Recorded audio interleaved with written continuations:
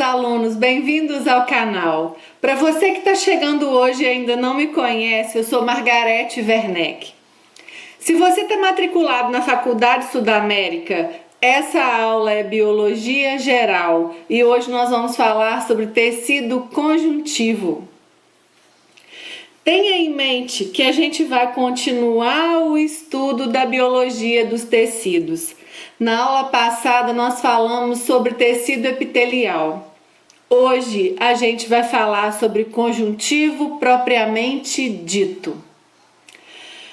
Existem muitos tipos de tecido conjuntivo. Alguns deles recebem o nome de conjuntivo propriamente dito. Outros recebem o nome destacado pela sua função tão especializada, que são tecido adiposo, tecido cartilaginoso, tecido ósseo e tecido sanguíneo.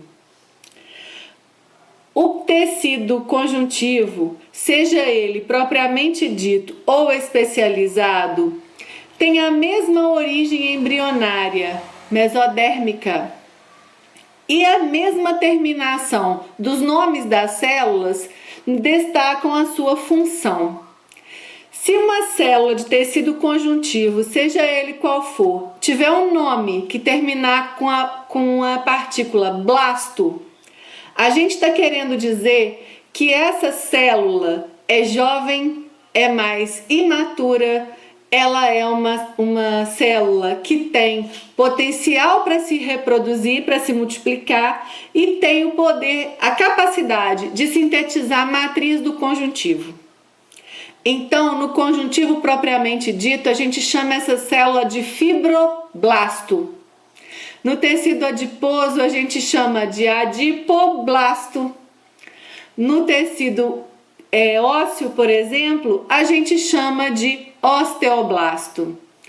Toda célula que tiver o nome que termina com blasto significa que a célula é jovem, pode se multiplicar e pode sintetizar a matriz.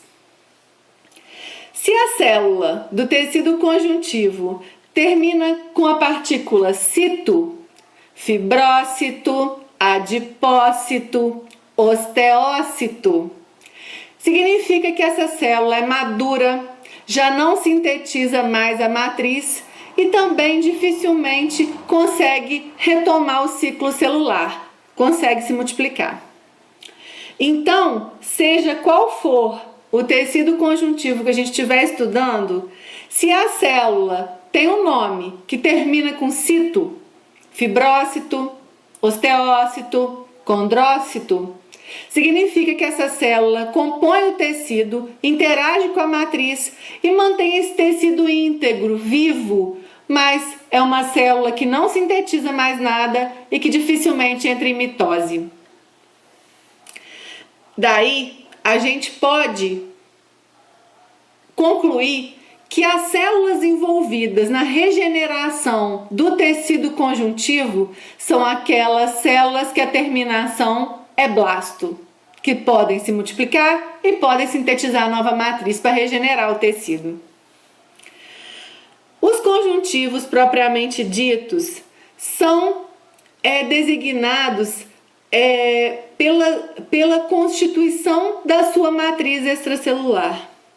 A matriz de qualquer conjuntivo é muito variável e é de acordo com a função que essa matriz apresenta, uma composição e uma organização determinadas. O propriamente dito é aquele conjuntivo que a gente encontra, por exemplo, oferecendo apoio para o tecido epitelial. Quando a gente estudou tecido epitelial, nós falamos de lâmina própria, era conjuntivo propriamente dito. Tem várias outras funções do conjuntivo lá no seu material. Dê uma olhada. Os tipos de conjuntivo propriamente dito, então, são definidos pela proporção entre células e matriz e também pela característica da matriz extracelular.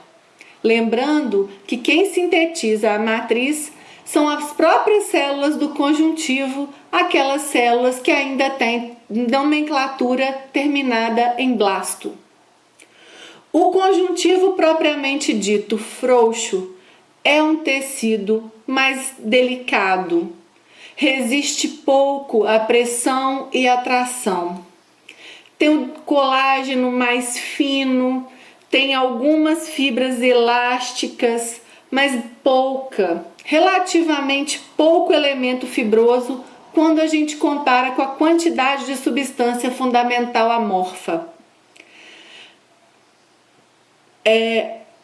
Pode regenerar, o tecido propriamente dito frouxo pode regenerar pela atividade dos blastos. E a gente encontra porções de conjuntivo frouxo dando apoio ao tecido epitelial de revestimento, dando suporte e sustentação também para vasos sanguíneos e linfáticos e para nervos. O tecido conjuntivo propriamente dito pode ser do tipo denso. O tecido denso tem uma quantidade de fibras, de elementos fibrosos na matriz maior do que o frouxo. O denso pode ter as suas fibras que não seguem nenhum tipo de orientação, distribuídas em todos os sentidos do tecido. Quando a gente observa essa característica, que as fibras não obedecem qualquer orientação, a gente está se referindo ao tecido conjuntivo denso não modelado. A gente encontra o tecido denso não modelado compondo, por exemplo, a camada mais profunda da pele, que é a derme. O tecido conjuntivo denso modelado apresenta os elementos fibrosos orientados. As fibras, então, seguem sempre o mesmo sentido e também provocam que as células também fiquem orientadas, alinhadas entre os feixes de fibras. O conjuntivo denso modelado resiste à tração, porém somente no sentido longitudinal das fibras. Um exemplo do tecido denso modelado são os tendões, que ligam a musculatura às peças ósseas. Tenha em mente e nunca se esqueça do significado da nomenclatura que termina em blasto e que termina em cito. Essa dica vale para todos os conjuntivos que a gente for estudar. Os especializados recebem nomes especiais porque eles exibem características muito peculiares para exercer determinadas funções no organismo. Mas nunca se esqueça, os conjuntivos especializados, apesar do nome diferenciado, são tecidos conjuntivos com a mesma origem embrionária, mesodérmica. Hoje era isso que eu queria falar sobre conjuntivo propriamente dito com vocês. A gente vai se encontrar novamente no webinar para tirar outras dúvidas e também para levar outros exemplos. Se você gostou do vídeo, deixe o seu like, se inscreva no canal e ative o sininho para não perder nenhuma das nossas aulas. Obrigada, até a próxima. Tchau!